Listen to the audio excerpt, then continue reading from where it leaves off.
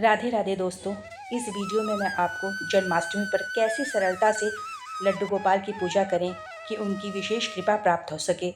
साथ ही मैं आपको एक गुप्त भोग के बारे में बताऊंगी जिसका अर्पण करने से आपको भगवान श्री कृष्ण की विशेष कृपा प्राप्त होगी और वो प्रसन्नतापूर्वक आपके प्रेम से बंध जाएंगे। तो चलिए वीडियो को शुरू करें। श्री राधे कृष्ण।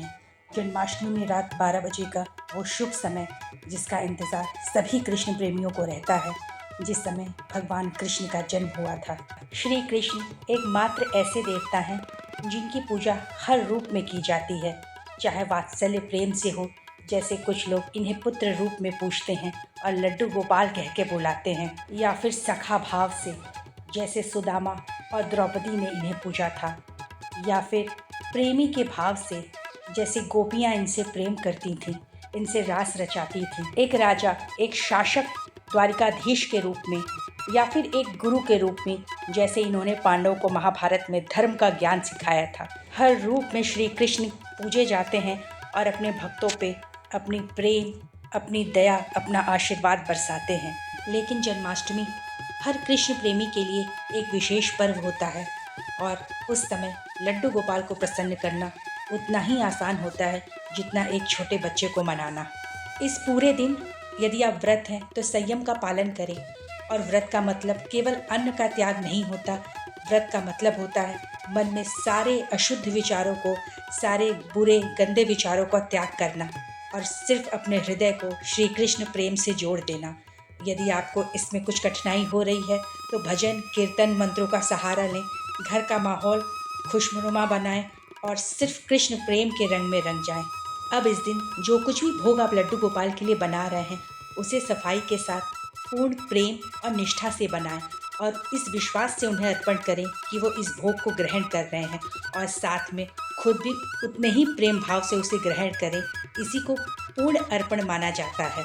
माखन मिश्री तो सभी जानते हैं कि लड्डू गोपाल का प्रिय व्यंजन है, लेकिन इसके अलावा कुछ ऐसे और पदार्थ हैं जिनको अर्पित करके, जिन व्यंजनों को अर्पित करके आप उनकी विशेष कृपा प्राप्त कर सकते हैं। रात 12 बजे के बाद लड्डू गोपाल को स्नान कराकर उन्हें नए वस्त्र, नए आभूषण, फूल माला, धूप बत्ती, दिया, इन सब को चढ़ाने के बाद आप ओम नमो भगवते वासुदेवाय नमः का 108 बार जाप करते हुए, 11 बार जाप करते हुए तुलसी पत्र अर्पित करें और अन्य बार जाप करते हुए उनके समस्त सारे व्यंजनों को उन्हें भोग लगाएं। जैसे उनके व्यंजनों में सबसे पहले तो चरणामृत व पंचामृत से उनका स्नान और अभिषेक कराएं। ऐसा करने से उनकी कृपा दृष्टि बनी रहती है। दूसरा, उन्हें विशेष फल जैसे अमरूद, केले, अंगूर और बेर अत्यधिक प्रिय हैं और इसे चढ़ाने से घर में सुख समृद्धि बनी रहती है। साथ में ही चांदी या लकड़ी की बनी हुई बांसुरी उनके पास अवश्य रखें, क्योंकि इससे घर में आनंद की ऊर्जा बनी रहती है। इसके साथ ही जो भी व्यंजन आप बना रहे हैं उन सब में तुलसी दल अवश्य रखें, क्योंकि तुलसी उन्हें अति प्रिय है और बिना तुलसी दल के उनका भोग अधूरा है। तो तुलसी तो श्री कृष्ण की पूजा में अनिवार्य है।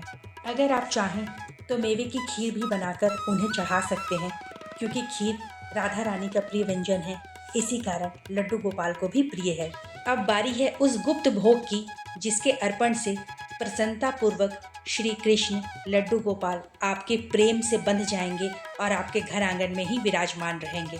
तो वो है माखन के साथ गुड़ चढ़ाने की परंपरा। ब्रज के गांव में श्री कृष्ण लड्डू गोपाल के सामने माखन के साथ गुड़ चढ़ाई जाती है और ये माना जाता है कि ऐसा करने से लड्डू गोपाल अति शीघ्र प्रसन्न हो जाते हैं और आपके घर आंगन में ही विराजमान रहते हैं। इन सबसे महत्वपूर्ण है संपूर्ण समर्पण, प्रेम और निष्ठा भाव, क्योंकि श्री कृष्ण प्रेम भाव के भूखे हैं। आपके प्रेम से ही वो जुड़े हुए हैं।